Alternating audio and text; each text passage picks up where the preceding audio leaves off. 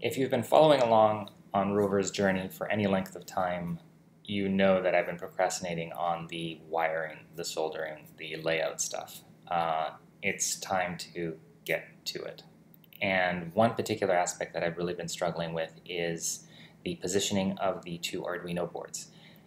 It's critical to the layout of everything else, like how long the wires need to be going from the Arduinos or to the Arduinos from everything else. So getting them situated is pretty important. And I've struggled with how to position them.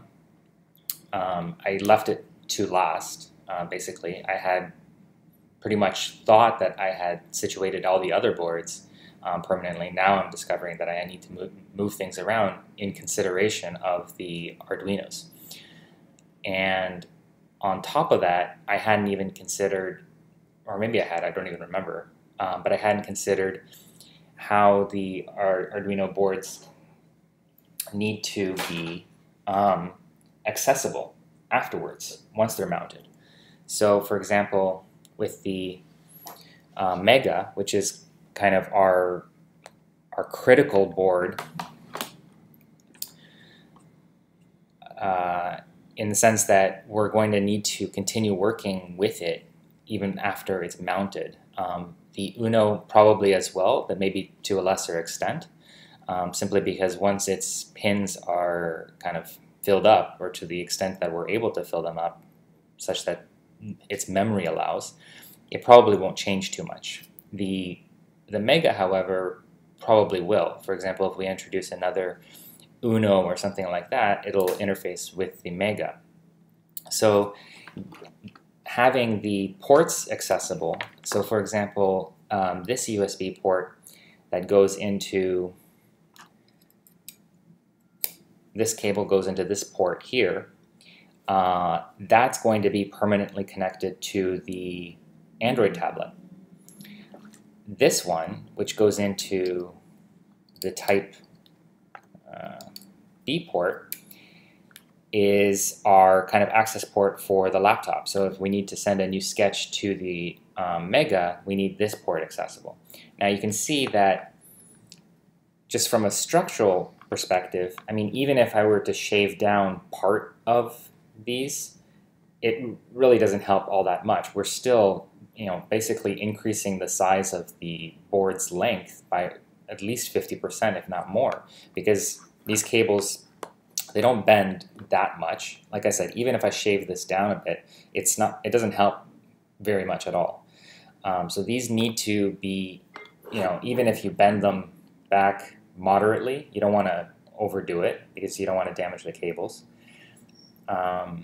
You need about like a bunch of space, right? It's literally almost doubling the length of the board. So let me take you through kind of my thought process, but I think I have a good solution now for how to position the MEGA and the Uno, such that the pins are still going to be accessible.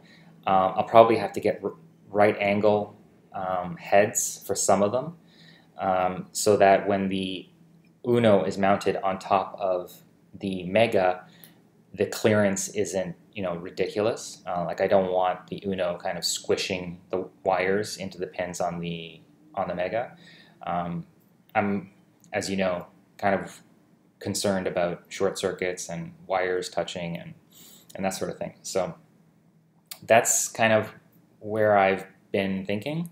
But let me show you kind of the practical, actual stuff that looks to be the solution going forward. We're looking at an overhead shot of ROVer, and the point of interest is the lower left corner, that big black space. So you'll see that I'm trying to position the MEGA here in different orientations. Here, basically, I thought that it was going to work, and then I realized that there's just no room for the USB cables. They just interfere with the gear hub at the center. I flip it around, and then I kind of explored options of having the USB cables route through the kind of nose of ROVer. That wasn't really aesthetically pleasing. And then it occurred to me that maybe underneath the relay board, as you can see here, so the relay board input pins are horizontal. So as you can see, so there's plenty of room. So if I can raise it up on standoffs like that, it has great clearance. And then it's just a matter of figuring out, do the USB cables fit? Even with a bending back, there's plenty of room. And then the question was, how do I position the Uno on top of it? And as long as I can push the boards over to the far right, it clears right over top of the relay board's LED array. So it looks like it's going to be a terrific solution that uses up a good amount of space and doesn't leave too much wasted area on the board, which is really valuable real estate. Now, what I've struggled with as well is the space in the channels along ROVer's left and right edge. And what I often kind of don't appreciate is the importance of that space for routing the wires. As you can see here, it's getting really tight. And it's quite important just to leave room, not that it's wasted space, but room for all the wires. And I'm sure that everybody faces this in their own project. You focus on the circuit boards and you forget about where all the wires that connect those circuit boards need to go. So in any case, this looks like it's going to be a good solution. So that's kind of where my focus is right now. Now, all that being said, of course, I know that things like this exist, and these skinny cables are perfect for getting the cables to fit in tight spaces. So my application is obviously different from what these guys intended for this to be used for, but yeah, I definitely want to take a look. I'll take the MEGA with me, as well as a piece of channel to see how it all kind of could fit, but this can be a really great space-saving option as well. And the fact that it has the Type B and the micro, it should work for both the Uno and the MEGA. So before I start drilling any more holes, here, I'm procrastinating again. I know, but yeah, I definitely want to take a look at this. I know, I'm awesome at procrastinating at this thing, but I don't know, there's something in me that feels like I can get it perfect if I just think about it long and hard enough. Hard and long enough? Whichever one.